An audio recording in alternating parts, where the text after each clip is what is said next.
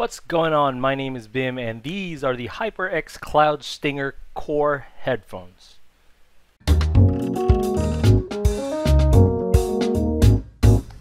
So before I get on with the rest of the video, I guess I should put this little disclaimer here, because even though I love music and I listen to a lot of things, I wouldn't necessarily call myself an audiophile.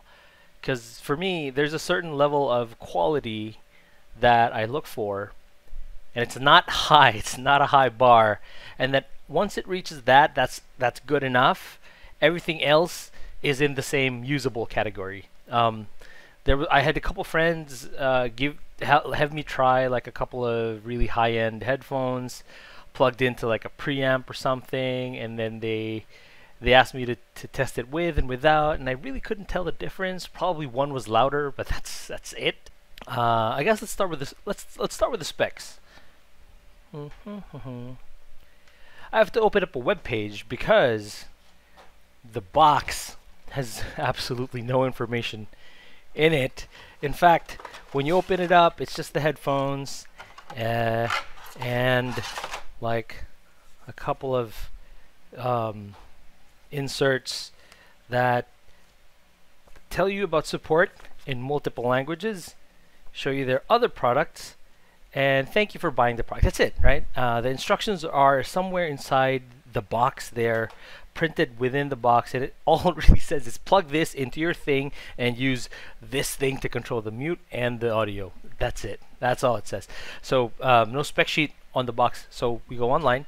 40mm neodymium magnet drivers. These Stingers have 50mm. So that's one of the bigger differences. Closed back. But it doesn't really obscure like you're hearing things around you. So if the fire alarm goes off or the baby's crying or whatever, you'll still hear it if nothing's blasting through your ears. Frequency response, 20 hertz to 20,000 hertz, which is, as I've been told, pretty standard. Standard, which is good. Impedance, it's about at 16 ohms. Impedance is the rating at which current is impeded, I guess. Normally, some people say that the lower the number, the louder your headphones are, which I guess is sort of true, but your output also has an impedance rating. And the loss actually, is in a formula where you take your output and your input and you put that in the formula, the impedance of both, and if they don't match up, there will be loss. So since this was designed for console use specifically for PS4, in fact it's on the box, I assume that it was designed with the impedance of the PS4 in mind, so there shouldn't be much of a loss. Although, you know, that said, it can be. It's a 3.5mm jack, a 4-pole 3.5mm jack. I'm pointing at it as if we're holding it. I'm not holding it. You could use it on your Switch, you could use it on your Xbox, you could use it on your phone, you could use it on laptops, because usually laptops just have one 3.5mm jack for both the mic and both stereo headset. You can't use it for a desktop without using a splitter, because again it terminates in a single jack, so you need to split that up, which is good. Sound pressure level is 99 decibels sound pressure level per milliwatt. Essentially loudness. From what I've read, essentially loudness. Total harmonic distortion is at 2%. Usually the lower the number, the better. 2% is okay if you're gaming. Weight, 215 grams. Interesting, because I took it out of the box and it was light. It was like it was giveaway light. Like, you know, those corporate giveaways. They give you free headphones for signing up, that kind of thing. It was, you know, that light. But, you know, after playing around with it, the lightness actually works for me, because wearing it for long periods of time is not straining on your neck and head and ears. So lightness, good thing. Cable length, 1.3 meters, which again is one of the reasons why I got it. Because when you're holding a controller, and I have a controller here somewhere, or maybe I put it away. Oh, I did put it away. So if you're holding a controller, it will never be more than 1.3 meters away from you when you're playing. Whether you hold your controller like this or behind your back, you know, like that or whatever, it'll never be more than that distance away from you, unless you you throw your controller, which you shouldn't do. So that length is pretty much perfect for console gaming specifically. The connection is a 3.5 millimeter plug with a 4-pole plug, so with a mic and everything.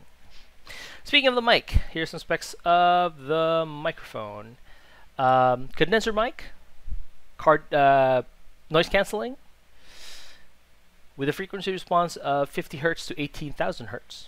So anything lower than 50 Hz won't be picked up. Anything higher than 18,000 Hz won't be picked up.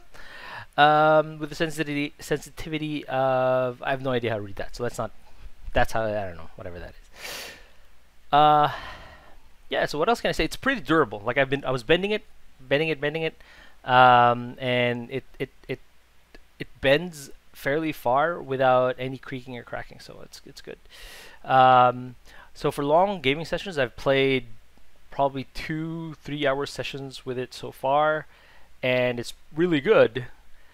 It's probably, I wouldn't say it's the best headphones I've ever used. Some of the official Sony ones still kind of feel just a little better, like it's more full.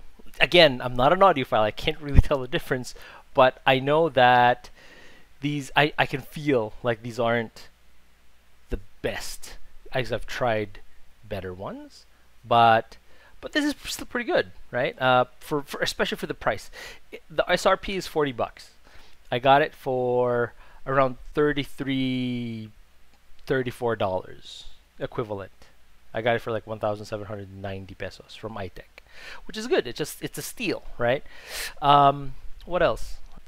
Oh, one of the major deciding factors for me is how they feel on my ears while I have glasses on, because I game with glasses, especially on the console, because it's on a TV. TV's pretty far. I'm nearsighted, so I need my glasses.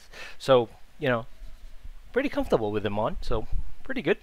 The padding is leather, not a leather material, like a cloth material, and it's pretty comfortable. It's sort of the same as the Logitech 430s. Which is pretty good. It gets a little warm after a while, but just take them off, let your ears breathe a bit, and put it back on. It's not a big deal. What else? Mic quality. You're hearing it. I'm recording everything using the microphone on these things, and surprisingly, they're pretty good. They are I've heard they were better than the regular Stingers. And I've heard comparisons between the Cloud 2 microphone and this one just sounds a little more natural. It doesn't sound as robotic as the Cloud 2, so which is good. I like the way it sounds too. I was listening to my recordings earlier. It's pretty good. That's pretty much it, really. It works. It sounds good on video games. Not the best, but it's really good. I watched a couple movies on it. I was watching The Dragon Prince. That's on Netflix. It's really good. And it's a little... I don't want to sound pretentious and say it's bassy, but it's bassy. Like you would hear thump thump, and you kind of feel it in your ears. So I guess it's good. I listened to some music on it. It was all right. It was okay. It's at the level where it's acceptable to me. And then what else? That's pretty much everything about it, really. It's cheap. It was designed for PlayStation. It's blue. Favorite color. I love it. Actually, one of the reasons why I didn't get a Stinger. It's red. I like the blue. I like that they're rocking the blue. Yeah, that's pretty much it. So if you find one and you're in the market for cheap headphones you could use on your console, this is probably one of the easier bets to get. Right? That's it. that's it for me. These are the HyperX Cloud Stinger Core headphones. I would give them probably out of 5, a 4. Good value. Works well. All right, I'll catch you guys in the next one. Peace.